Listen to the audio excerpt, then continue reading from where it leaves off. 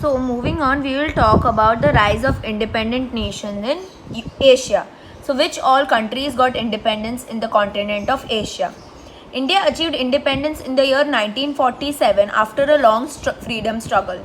Owing to British policy of divide and rule, certain other reasons, the country was divided into two nations, namely India and Pakistan. So in the year 1947, India got its freedom, after a long period of struggle.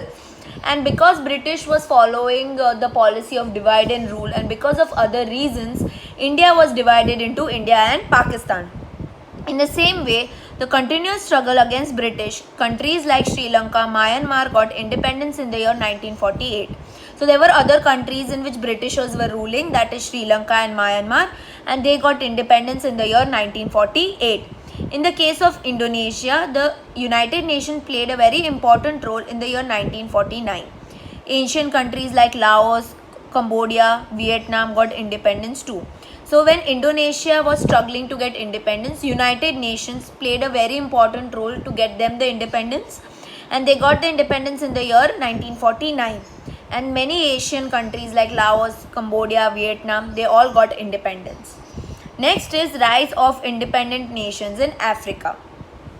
The Second World War World War proved to be a good omen for enslaved nations of Africa.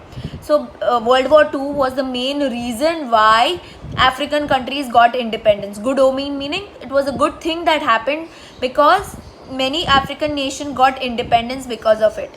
After the Second World War, countries like Ethiopia, South Africa and Egypt were independent. So after the Second World War, which countries got independence? Ethiopia, South Africa and Egypt. The Second World War and the freedom struggle in Asian countries inspired the other African countries too.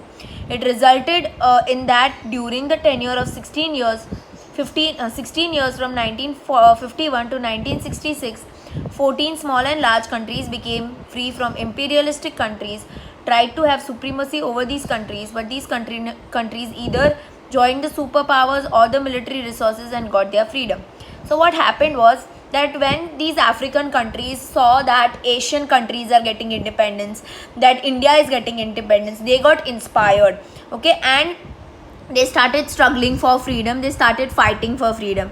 And after 16 years, that is between 1951 to 1966, 40 big or small nations, they got independence, and while fighting for independence, they took help from superpowers. Superpowers were who? America and Russia.